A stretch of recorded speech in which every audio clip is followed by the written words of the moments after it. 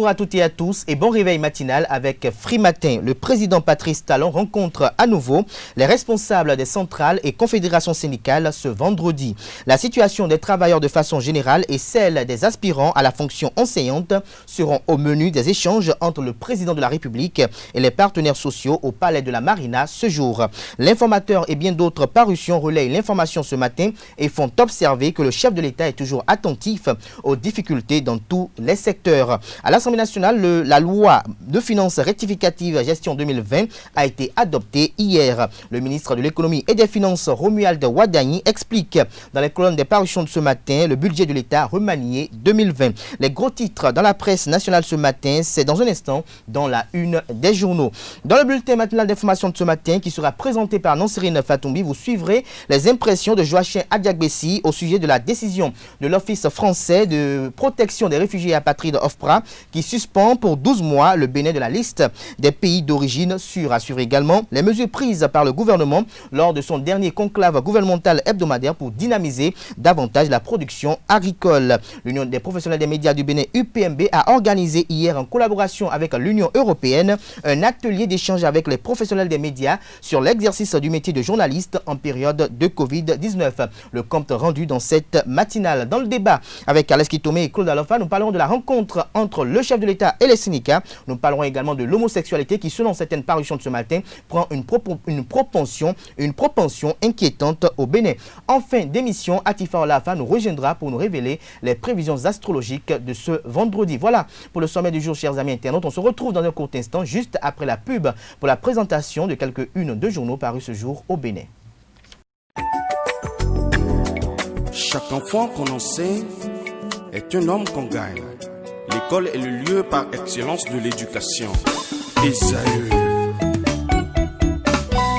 Étudiants, étudiantes, nouveaux bacheliers, parents d'élèves, une raison de plus pour choisir l'excellence. Et oui, bénéficier des demi-bourses et de réduction de scolarité à ESAE. Payer 250 000 au lieu de 500 000 en licence 1, 2 et 3 sciences juridiques, économiques, de gestion et en journalisme. Et pour les 100 premières inscriptions en administration des finances et administration générale, bénéficier d'une réduction et payer 400 000 au lieu de 500 000. En master 1 et 2, 500 000 au lieu de 800 000 en administration des affaires, 600 000 au lieu d'1 million en journalisme. Faites partie des 100 premiers inscrits en administration des finances et administration générale pour bénéficier de la réduction. Payez 800 000 au lieu d'1 million. À ESAE Cotonou et Parakou, la rentrée est effective. Le dossier d'inscription est disponible en téléchargement à l'adresse suivante www.esae.bj/ESAE 2019 ou renseignez-vous à ESAE Cotonou au 96 80 55 11 98 98 14 00 90 93 65 21 à ESAE Parakou au 96 68 16 14 97 77 51 47 à ESAE, l'épanouissement et le développement est au cœur de notre succès. ESAE, l'excellence a un nom.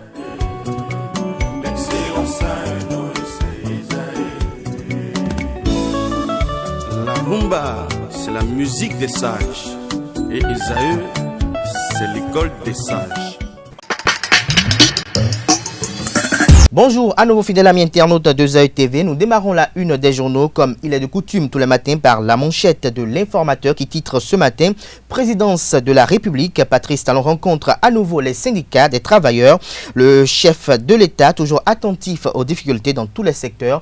Des précisions à la page 3 de la parution de ce matin de l'informateur qui titre en deuxième titre à la une ce matin « Bourse d'excellence Bac 2020 ». La ministre Éléonore Yaïla Descamps échange avec les bénéficiaires. Les détails dans les colonnes de la parution de ce matin de l'informateur. Toujours à la une de l'informateur de ce matin, cambriolage à la grotte mariale d'Aribo à Dassazoumé, des objets sacrés emportés. Le compte rendu, pour ne pas dire des détails sur le sujet de ce acte déplorable dans les colonnes de la parution de ce matin de l'informateur dans l'oreille droite de la une de ce matin, fidèle ami internaute de ESAE TV, vous invite à découvrir dans les colonnes de sa parution du jour le journal École produit par les étudiants en journalisme à l'école supérieure d'administration d'économie de journalisme et des métiers de l'audiovisuel ESAE. Le matinal consacre sa manchette de ce matin au projet de loi de finances rectificative 2020. Les députés adoptent 2167,009 milliards de francs CFA. Les députés les dépenses liées au Covid-19 prises en compte. Des précisions à la page 11 de la parution de ce matin de Le Matinal. Toujours à la une de Le Matinal, en deuxième titre à la une. Situation des aspirants et corollaires. Le gouvernement rassure les partenaires sociaux. 9279 enseignants préinsérés déjà redéployés. Nouvelle rencontre talents responsables syndicaux ce jour. Des précisions à la page 2 de la parution de ce matin de Le Matinal. L'autre quotidien, titre en manchette ce matin, maintien du dialogue social. Patrice Talon reprend langue avec les syndicats. Rencontre d'échange annoncée ce jour au palais de la Marina. Nous passons à présent à Matin Libre qui titre en manchette ce matin avec les photos de Joël Frédéric Aïvo et de Éric Roundété. Le Canard titre à la quête de récépissé de parrainage.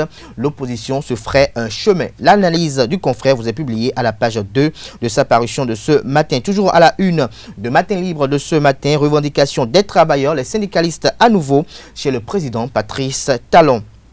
Le matin titre ce matin en manchette Bénin, le Zoto, 4e journée qualificative Cannes 2022 vers un match sans public, s'exclame le confrère. Nous passons à présent au quotidien béninois, le pays émergent, démission en cascade au parti Mouvement des élites engagés pour l'émancipation du Bénin Mouel Bénin. Les dessous de la cabale médiatique contre Philippe Onsou sont révélés dans les colonnes de la parution de ce matin de Le Pays émergent. Grande orientation du budget de l'État remanié 2020. La pédagogie de Romuald Wadain vous est dévoilée à la page 5 de la parution de ce matin du quotidien Le Soleil Bénin Info. Le potentiel titre en manchette ce matin en défenseuse de la démocratie sur Facebook.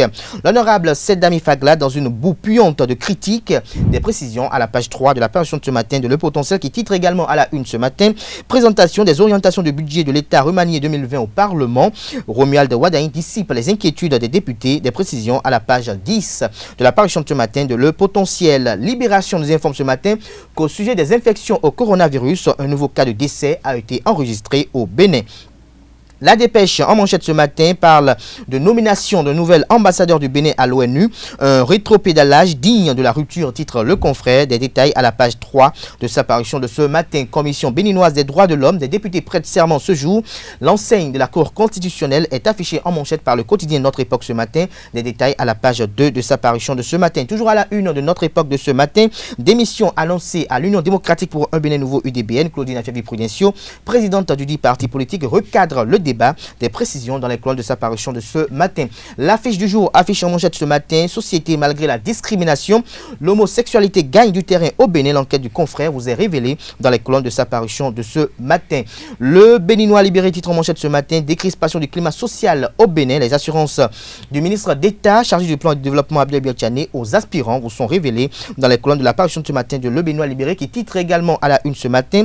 Pour ses diverses actions de paix dans le monde, la reine Arantou Dabomé faite ambassadrice de la FOPA. Des précisions dans les colonnes de la parution de ce matin du Canard. L'autre vision avec sa vision présente ce matin la construction de l'hippodrome de Parakou et présente également dans les colonnes de sa parution de ce matin le faux combat contre l'ancien maire Charles Toko. L'économiste titre à la une ce matin accès à l'électricité de qualité et internet haut débit en Afrique. Les propositions de Edgar Patindé pour relever le défi de l'isolement vous sont révélées à la page 4 de la parution de ce matin du Canard. Nous passons à présent à Nouvelle Expression qui titre en manchette ce matin parlait des gouverneurs à Porto Novo.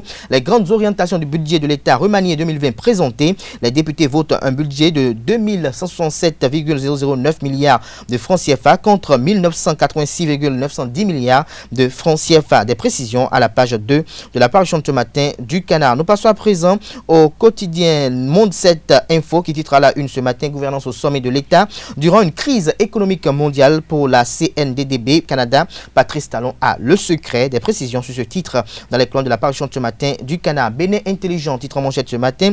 Remise de cartes de membres aux militants, parti progressiste et moderne. Des précisions sur ce titre à la page 2 de la parution de ce matin du Canard. La Nation, titre en manchette ce matin. Politique nationale des énergies renouvelables. Une première, s'exclame le quotidien national d'information. Des précisions dans les colonnes de sa parution de ce matin. Toujours à la une du quotidien de service public La Nation. Conseil communaux de l'Ouémé, déjà des germes de division. Le préfet recadre. Des précisions à la page 2 de la parution de ce matin du quotidien national d'information et fraternité. Pour mettre un terme à la une des journaux de ce matin, fraternité titre en manchette ce matin. Entretien avec l'honorable Gilbert Bagana, président du conseil d'orientation de supervision de la liste électorale permanente informatisée COS-LEPI. On est tenu de produire une liste transparente pour une élection inclusive. Selon le député du Bloc républicain, le mandat unique n'est pas une question d'orgueil d'un individu. Des détails sur son intervention dans les colonnes de la parution de ce matin de Fraternité, précisément aux pages 3 et 4. Ce sera tout pour la présentation de quelques-unes de journaux. Les quotidiens sont disponibles dans les kiosques au prix de 300 francs CFA. Ils sont également accessibles en ligne. Nous passons à présent au bulletin matinal d'information de ce matin sur Free Matin. C'est une présentation de Nancirine Fatoumbi. Amis téléspectateurs, bonjour. Le président Patrice Talon rencontre ce jour les responsables des centrales et confédérations syndicales ce vendredi. La situation des travailleurs de façon générale et celle des aspirants à la fonction enseignante seront au menu des échanges avec les partenaires sociaux.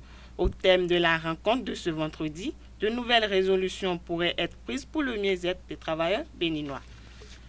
Une nouvelle ère s'ouvre sur la production agricole au Bénin. C'est l'une des décisions du Conseil des ministres du mercredi 14 octobre 2020. Le gouvernement a autorisé, entre autres, l'acquisition et le déploiement d'équipements agricoles et d'autres engins. Pour un montant environ de 10 milliards de francs CFA, en vue de l'exception à raison de 50% de subventions pour le kit composé de matériel automoteur et d'équipements associés, puis 30% pour les matériels optionnels, dans le cadre de la mise en œuvre du programme national de développement de la mécanisation agricole. L'Union des professionnels des médias du Bénin, UPMB, a organisé ce 15 octobre un atelier d'échange avec les professionnels des médias sur les crises sanitaires sous le thème « L'exercice des métiers de la presse en période de Covid-19 ». Financée par la délégation de l'Union européenne au Bénin, cette rencontre a permis aux participants d'examiner et de trouver les bonnes stratégies pour apporter la bonne information sans contracter le mal du moment. 2 communications ont marqué cette journée d'échange. Suivez le compte-rendu de la rédaction.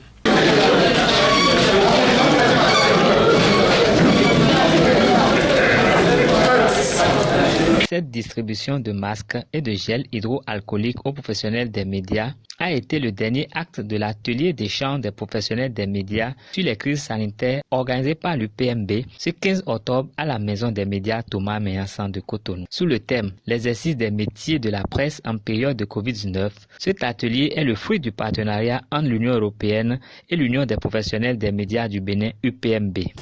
L'Union européenne a toujours apporté son soutien aux médias en général et particulièrement en cette période de pandémie de Covid-19.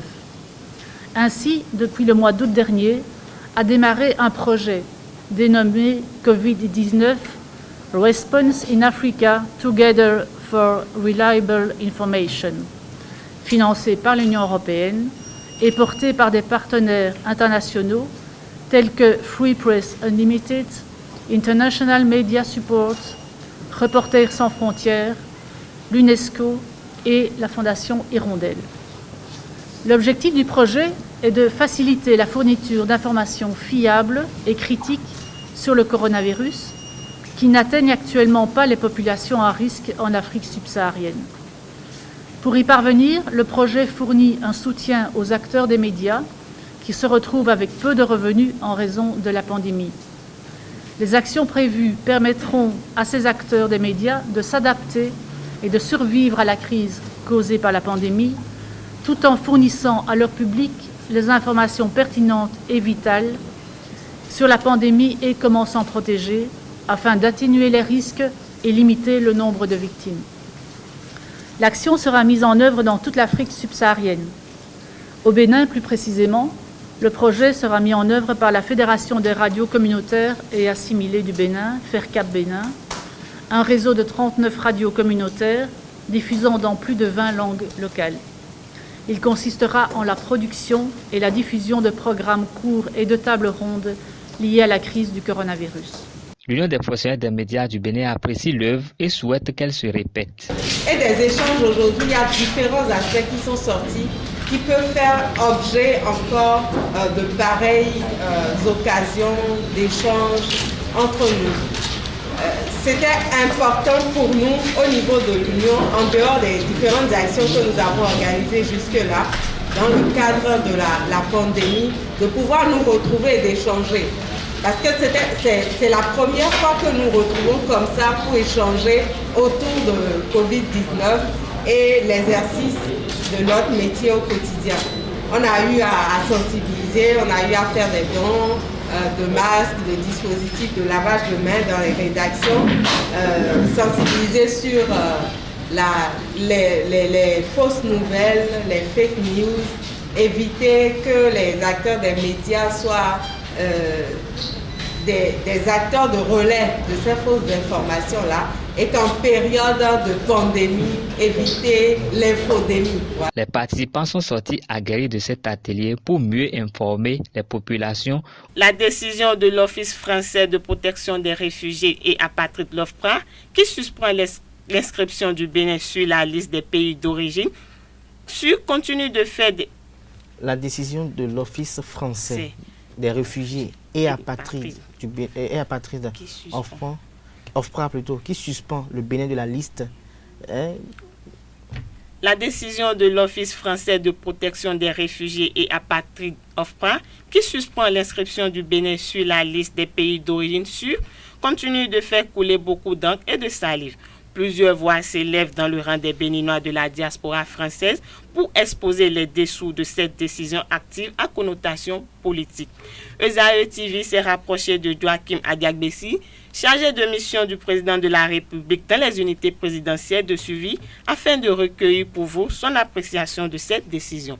Je vous invite à suivre le commentaire qu'il en fait au micro de Abdelkader Achero. Le 29 septembre dernier, le conseil d'administration de l'OFPRA a décidé de retirer le Bénin de la liste des pays d'origine sûre.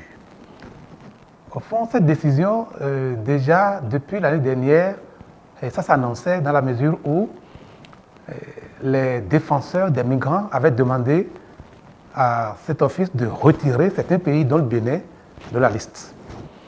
Mais l'année dernière, le Bénin était maintenu. Alors qu'il y avait eu des événements malheureux de mai 2019. Malgré ça, le Bénin était maintenu. Là, on est surpris que cette année, le Bénin soit retiré. On ne comprend pas. Quand on fouille un peu plus loin, ils ont tenu compte du respect des principes démocratiques, de l'état de droit, disons globalement des libertés fondamentales. C'est vrai qu'en termes de pays dangereux, pays à risque, le respect des principes fondamentaux, des droits de l'homme, des libertés de presse, etc., constitue un aspect. Mais il n'y a pas que ça. Il y a aussi, en dehors de cet aspect qui concerne la sécurité, globalement la sécurité, donc les violences, les violences politiques, interethniques, etc., il y a un autre aspect, il y a deux autres aspects plutôt, dont ils n'ont pas tenu compte. Donc ça, c'est peut-être leur manière d'apprécier. Il y a par exemple la sûreté des routes, qui est établie en fonction du taux de mortalité sur les routes par 100 habitants. Il y a aussi les infrastructures médicales, l'accès aux soins de santé de qualité et les risques infectieux que présente le pays. Bon, laissons ça. Prenons le critère dont ils ont tenu compte. De novembre, puisque c'était en novembre 2019 que le Bénin a été mis en examen. Contrairement aux défenseurs des migrants qui ont demandé que le Bénin soit retiré, en novembre, le Bénin était maintenu. Alors, entre novembre 2019 et aujourd'hui, nous n'avons pas connaissance des faits qui sont manifestement en contradiction avec les principes de droits de l'homme. Néanmoins, comme l'a dit le ministre le ministre de la Communication, porte-parole du gouvernement, nous prenons acte et nous mettons tout en œuvre pour inverser les choses d'ici à l'année prochaine. C'est vrai qu'il l'a dit, le temps nous donnera raison. Et c'est normal parce que par le passé, le temps nous a donné raison. Nous sommes donc sûrs que l'année prochaine, ce sera corrigé. Mais je vais peut-être vous surprendre. La France qui nous retire de cette liste, il faut aussi noter qu'en 2019, la France ne fait pas partie des 50 pays les plus sûrs du monde. Sur 140 pays qui ont été examinés par l'index de la sécurité et de la sûreté, la France a occupé la 51e place.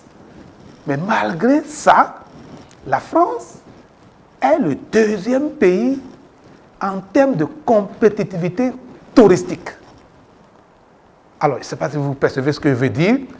Bien que la France ne soit pas parmi les 50 pays les plus sûrs, en termes de compétitivité touristique, elle est le deuxième pays. Ça veut dire que, eh bien, nous avons intérêt à continuer nos travaux, à continuer à faire émerger le Bénin, et les choses vont rentrer dans l'ordre.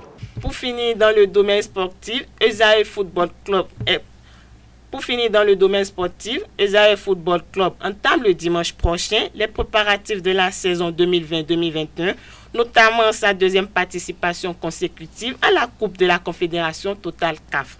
En attendant ce démarrage, le bilan de sa première apparition sur l'échiquier continental continue de susciter des controverses au sujet des primes reçues de la CAF.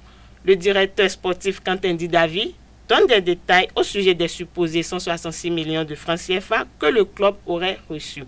Un journal avait titré que Esaïe a reçu 166 millions. Nous avons pris 80 millions. On savait que la seconde tranche allait venir. Et pour cette raison, nous avons priorisé les dettes, les agences de voyage, les gens chez qui nous sommes allés acheter de l'argent. On a fait ça pendant des mois. Le fait que Esaïe ait participé à cette compétition a pénalisé l'administration. Mais tenez-vous tranquille.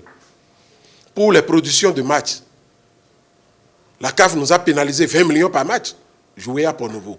20 fois 3, ça fait combien? 60 millions.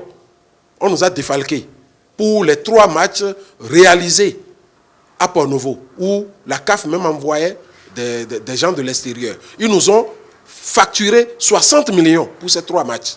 De 80 millions, il restait combien? 20 millions. On a eu des pénalités. Vu les petites erreurs qu'il y a eu, les coordonnateurs, les commissaires nous ont pénalisés. Tenez-vous tranquille. Des 20 millions qui restent, nous avons eu pénalité de près de 17 millions. 60 millions plus 17 millions, ça fait combien? Ça fait 77 millions. Il ne restait que 7 100 $ que la CAF doit nous transférer, même pas encore arrivé jusqu'à aujourd'hui. Les gens au Bénin criaient, Esaïe a fait ci, Esaïe a fait ça, et Didavi roule en baïole, et à Déchiant, il construit des maisons. Donc, c'est ça là qui a fait que nous, on est ce qu'on est aujourd'hui. Ça nous a aidé, certes, à nous faire connaître.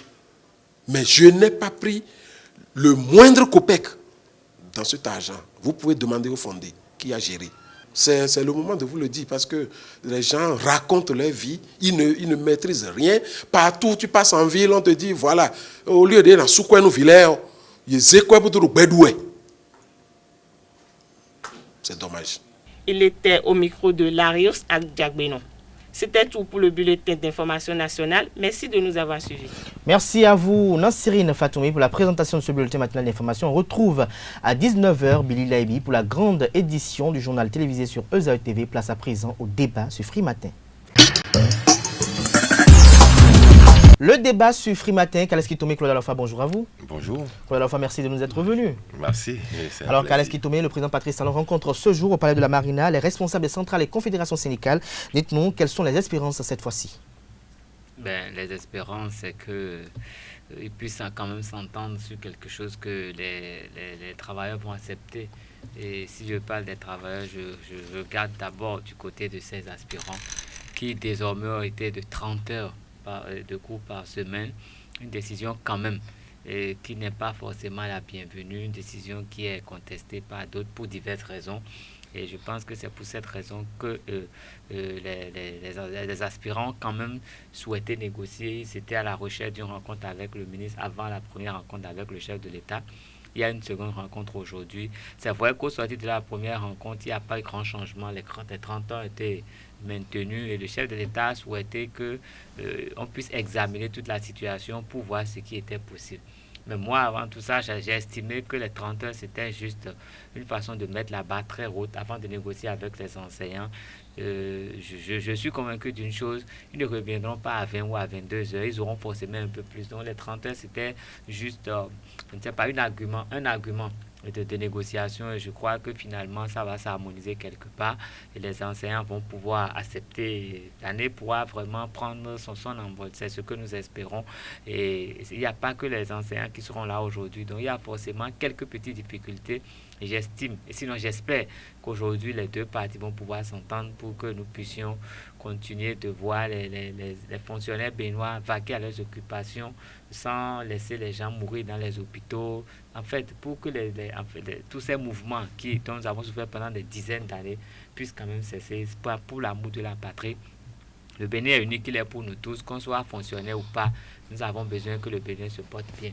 Mais si en plus d'avoir le privilège d'être fonctionnaire, il y a chaque fois des mouvements d'humeur qui freinent toute la nation, alors que les autres qui n'ont pas ce privilège souffrent le martyre. Il faut faire la comparaison entre les enseignants qui sont agents permanents de l'État et ceux qui sont aspirants.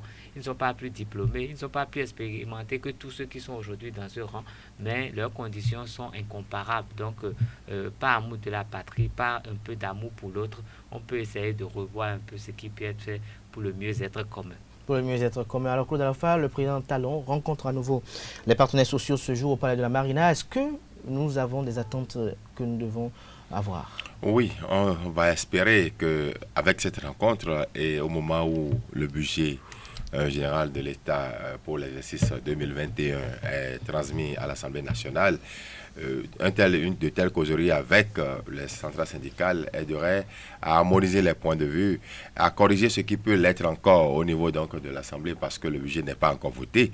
Et avant qu'il le soit voté, il est intéressant que les syndicalistes puissent avoir donné leur avis sur ce qui est prévu pour eux. Et donc je crois que c'est plutôt dans ce sens qu'il faut inscrire la rencontre de ce jour avec le président de la République. Et c'est intéressant que cela arrive. Cela montre juste que le chef de l'État est ouvert et qu'il veut bien prendre en compte, bien sûr, les nécessités de chaque couche de la société béninoise dans le budget de 2021. C'est ainsi que moi je lis plutôt. Au niveau des enseignants, je crois que le problème est déjà réglé, à mon avis. Il y a eu une rencontre particulière pour s'occuper des aspirants. Je ne crois pas que ce soit... Tous les ministres étaient là et puis le président a demandé que la suite se fasse avec les ministres. Donc je ne pense pas qu'aujourd'hui le chef de l'État ait encore du temps pour parler des aspirants.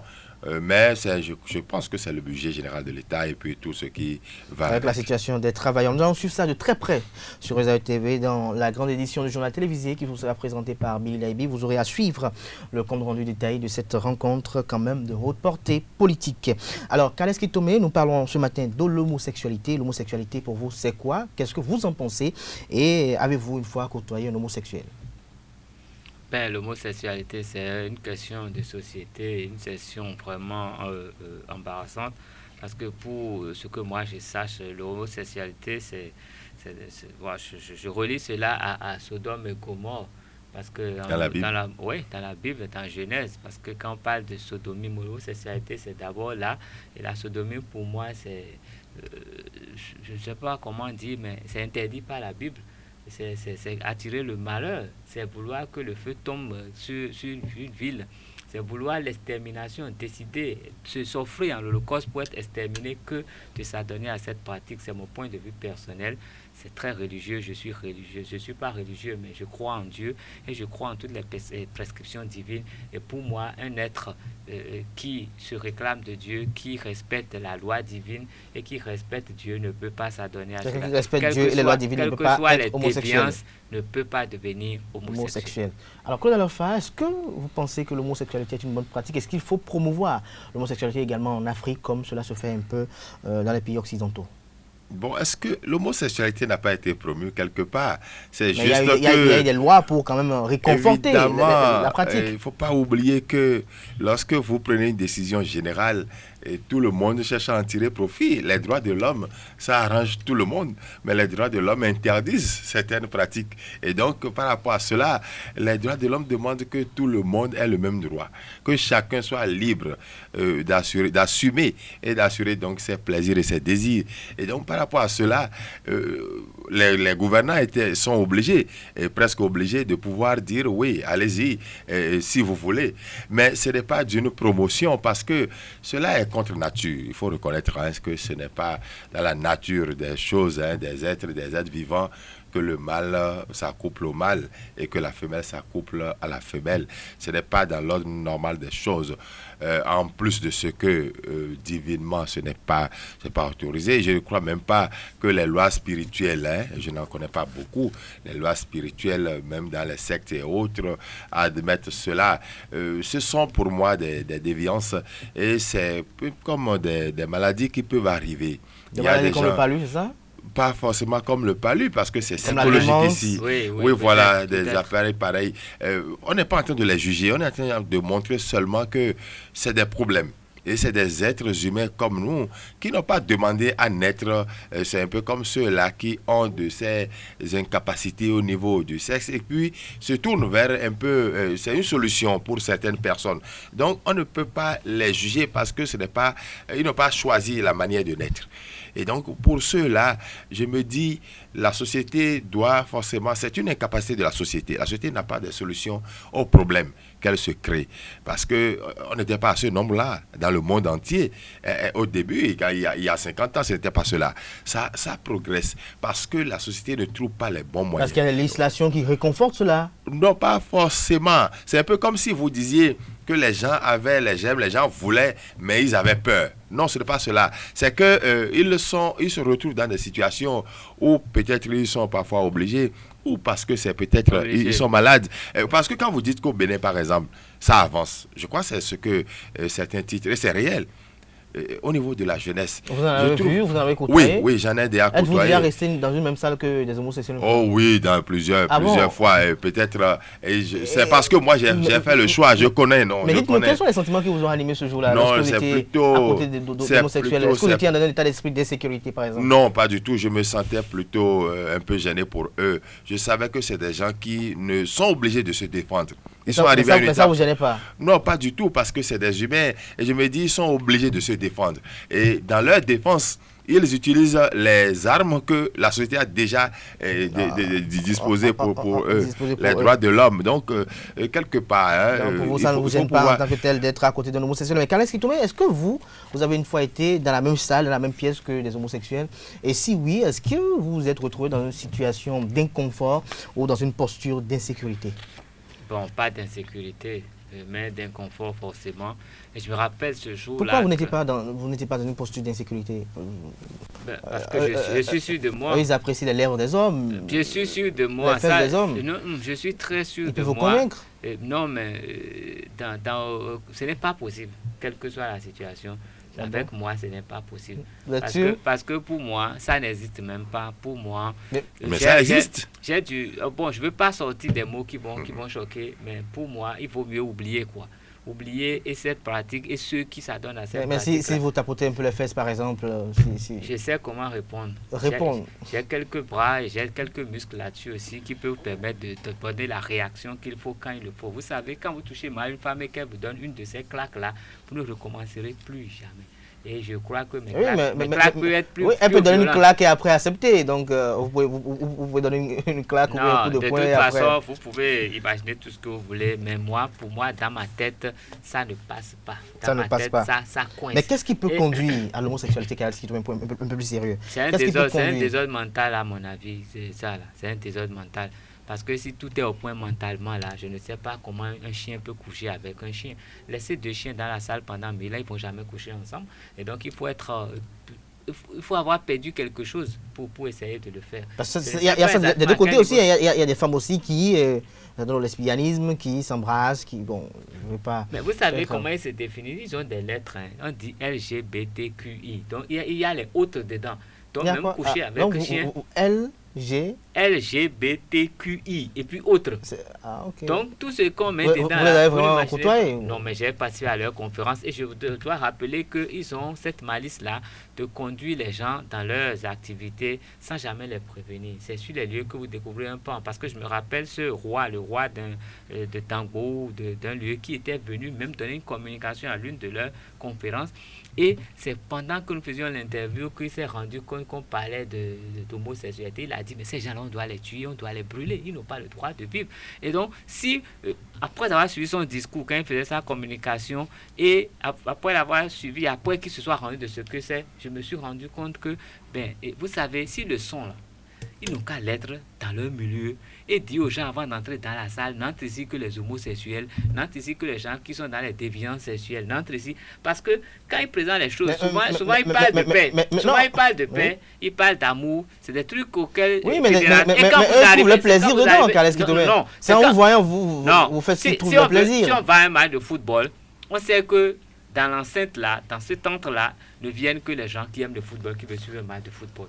On ne va pas dire à quelqu'un, non, nous aimons le sport et tout, et arriver là-bas, et quelqu'un qui n'aime pas, il peut ne pas aimer le football. On ne lui dit pas clairement que c'est le football, et c'est quand il vient qu'on commence à jouer au football. Ça fait quand même quelque chose. Pour la morale, c'est pas bien. C'est pas bien pour la morale. Moi, ceux qui sont, ils le sont pour eux. Je ne suis pas de leur monde, mais avant d'inviter des gens à leurs activités, ils n'ont qu'à prévenir les gens que c'est telle chose qui se passe ici, pour ne pas choquer les gens. Je me rappelle très bien dans les années 2013-2014, quand j'étais encore étudiant, je me suis rappelé d'un étudiant qui disait cette phrase assez forte. Il dit, si on arrive à reconnaître l'homosexualité, alors il faut reconnaître aussi la kleptomanie. Parce que si on estime que la kleptomanie c'est une maladie et que les homosexuels également sont un peu malades, il faut quand même reconnaître l'homosexualité. Sous d'autres, on dit qu'ils ne sont plus, on ne parle plus, on parlait de maladie, mais sous d'autres, on ne parle plus de ça aujourd'hui. C'est légalisé. Disons oui. Bon, je voudrais... Ils font des mariages à grande pompe. Oui, même c'est entré dans le milieu religieux. Il faut comprendre que on a vu des prêtres célébrer des mariages gays. Voilà. Oui, nous sommes dans une situation où le mal peut venir de différentes manières. Je crois que la solution est beaucoup plus religieuse. Et c'est seulement que tout le monde y va. Des religieux même célébrer des mariages gays. Oui, il y a des déviances dans tous les secteurs. Il peut y en avoir aussi dans la religion. Je voudrais juste que nous comprenions que il faut partir du principe que c'est un fait de société. Et parce que c'est un fait de société, il faut informer. Vous avez parlé tout à l'heure des subterfuges utilisés, des malices utilisées. Il faut informer la jeunesse de ce que... Parce que lorsque les gens y vont, et qu'ils y vont peut-être par erreur, il est difficile après de les en sortir. Parce qu'ils se retrouvent en situation où ils se disent, voici, je me retrouve contre la société, alors qu'ils n'y sont pas allés volontairement. La société ne les a pas prévenus qu'il existait de telles déviances. Je pense qu'il faut commencer par informer. Il faut informer la société, il faut informer la jeunesse.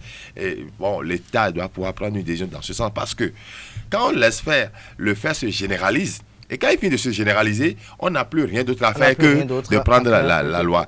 Il vaut mieux donc informer, il faut former. Et je crois la presse... Mais Karel Skitobé, est-ce que vous pensez qu'aujourd'hui, nous pouvons assister dans les jours à venir ou dans les années à venir sur le continent noir des pays qui vont légaliser l'homosexualité? Je pense que ça passe déjà dans certains pays, pas légalisé. Mais c'est antinomique avec nos us et coutumes pas légalisé de façon formelle, mais les gens ont beaucoup plus d'aisance à s'afficher ou à afficher. Parce que vous savez, est-ce que vous connaissez la Gay Pride? La Gay Pride, c'est cette date-là où tous ceux qui sont dans ce genre de pratiques, homosexuels, gays, lesbiennes, translo, il y a plein de mots. Ces gens-là, ils font quand même des défilés. Ils se paradent dans la ville avec des habillements bizarres, mais c'est pour dire la Pride, ça veut dire la fierté. Donc c'est le jour de la fierté des gays. Donc ils appellent ça Gay Pride et c'est une journée qui est célébrée dans plusieurs pays où ils se montrent. Et donc quand les gens ont le courage de sortir, de se montrer et de montrer leur déviance, ça veut dire qu'ils commencent à dire aux autres, vous pouvez. Vous pouvez. Et donc, pour que l'État légifère aujourd'hui, et puis il y a des États qui aident le Bénin, qui imposent, qui disent même qu'il faut ça. Vous savez, le mariage homosexuel est légalisé dans plein de pays. Et dans ces pays aujourd'hui, si vous voulez avoir certaines relations avec eux, vous devez glisser quelque part dans vos textes que c'est permis. Et comme généralement les pays africains sont comme des mendiants, le mendiant, quand il tend la main, et quand il accepte toutes les conditions, donc nous acceptons. Vous avez vu, le président Robert Mugabe s'était opposé à ça, il y a eu des lois et tout, mais on l'a traité en ridicule. C'est après du moment qu'il s'est opposé aux homosexuels qu'on a commencé à traiter, à tourner tout ce que Robert Mugabe faisait en ridicule. Et ce n'est pas, il n'y a pas que lui. Et donc c'est quand même une frange qui est dans l'offensive et qui met en place. Et puis il y a des gens soupçonnés aussi qui couvrent ça, et qui aident ça à progresser. Parce que peut-être aussi ils sont les participants. Et pour moi, je pense que la solution est quand même divine. Nous allons implorer Dieu pour qu'il puisse mettre fin à cela, que sa main arrête cette malédiction-là qui tombe sur la terre. C'est bon de penser à la prière. Vous avez prié pour le coronavirus et ce n'est pas encore parti. Apprenez juste à prendre les faits, à les supporter et surtout à donc éduquer la population. Je voudrais dire qu'au Bénin, les associations n'étaient pas reconnues. Ils avaient été rejetés. Mais déjà, je crois, en 2005-2006, il y a eu une association qui est désormais enregistrée officiellement en ce nom. Ça veut dire quoi? Que les mœurs évoluent. Et nous ne serons pas, vous serez peut-être à un certain âge plus avancé. Donc, si et on sera surpris. Si vous êtes gay, que vous voulez vous inscrire, voilà. Désormais, vous pouvez avoir une association. Et ils en ont eu. Désormais, légalisé au Bénin ici. Ça veut dire que dans quelques années, vous pouvez être contre. Si vous ne faites rien, si vous n'informez pas les jeunes, vous allez vous retrouver à assister à des mariages. Et j'espère que vos prières vous permettront d'éviter que cela dans votre famille. Merci à vous, Claude Alofa. Je rappelle que vous êtes le directeur de publication du quotidien L'Informateur. Vous étiez face à Carles Kitomé de Zoé TV. Merci à vous, fidèle ami internaute de Zoé TV. Nous avons parlé de l'homosexualité. À chacun sa saveur, à chacun sa jouissance. Fidèle ami internaute, nous allons installer à présent Atifa Olafa pour les prévisions astrologiques de ce vendredi. Bonjour Avocade Achiro, bonjour chers amis téléspectateurs. Démarrons sans plus tarder les prévisions astrologiques de ce vendredi par les natifs du signe Bélier. Cher Bélier, avec les tensions de cette semaine, vous pourriez avoir besoin d'un nouveau départ ou d'une toute nouvelle approche avec des partenariats, des relations étroites et des négociations. Apprendre de vos expériences est la chose meilleure à faire dès maintenant. Taureau. Si les frustrations liées à votre routine, à votre santé ou à votre travail peuvent s'amplifier cette semaine, elles vous motivent également à prendre un nouveau départ. Vous porterez une attention particulière à faire les choses correctement, à corriger les erreurs dans les jours à venir. Natif du signe Gémeaux, la nouvelle lune d'aujourd'hui inaugure un nouveau départ pour l'amour, la romance, la créativité, le plaisir, le divertissement ou les loisirs. Il peut y avoir des tensions assez vives cette semaine, en particulier avec des amis, des groupes ou des associés, et vous devrez jongler. Cancer, la capacité de voir les deux côtés d'une situation peut être utile aujourd'hui. Partager des idées peut être satisfaisant. Une nouvelle lune produit aujourd'hui définissant un terme pour les semaines à venir. Lion. Les opportunités, les opinions, et les idées peuvent susciter des tensions et des désaccords peuvent survenir. Vous devrez jongler, mais l'objectif principal devrait être de mettre de l'ordre dans vos affaires quotidiennes. Vierge, natif du signe Vierge, vous mettez peut-être plus d'énergie que d'habitude dans vos créations et exprimez vos convictions et vos idées avec enthousiasme. Vous vous rendez probablement compte de la nécessité d'un nouveau départ, une nouvelle approche avec l'argent, les revenus, les objets de valeur, l'estime de soi ou le confort dans les jours à venir. Balance. Votre grande sagesse vient de la conscience de soi et de la connaissance de soi. L'enthousiasme pour la compréhension émotionnelle est avec vous, cela peut inspirer les autres dans votre vie à s'ouvrir et à se connecter avec vous. Les questions intimes, privées et domestiques sont au centre de vos préoccupations. Scorpion. Cher ami Scorpion, la nouvelle lune peut encourager un nouveau départ pour votre relation avec le repos, la régénération et la guérison émotionnelle. Il est temps de vous accorder le temps de vous désintoxiquer, de traiter et de digérer. Cependant, il peut y avoir des tensions liées au travail, aux devoirs, à la santé et aux efforts personnels. Sagittaire. Cher ami Sagittaire, la nouvelle lune indique un nouveau départ dans votre vie sociale ou avec des objectifs, des causes et des projets de bonheur. Il peut y avoir des tensions dans votre vie personnelle, mais le principal objectif devrait être de mettre de l'ordre dans votre vie sociale. Capricorne, vous devrez faire attention aux affaires privées et les pressions sociales sont fortes ces jours-ci. Les questions commerciales et les carrières ou les décisions concernant les tournants importants ou les chemins de vie ou la direction peuvent être au centre des préoccupations dès maintenant. Verseau. Votre point de vue ou vos convictions changent. Vous reconnaissez le besoin de vivre votre vie pleinement, bien que l'agitation puisse prédominer jusqu'à ce que vous trouviez votre chemin. L'apprentissage de nouvelles choses ou l'atteinte de vos objectifs peut servir de puissante source de motivation à travers des événements et des découvertes pour adopter une nouvelle approche de la vie. Poisson, pour finir, Mercure rétrograde reviendra dans votre secteur de l'intimité le 27.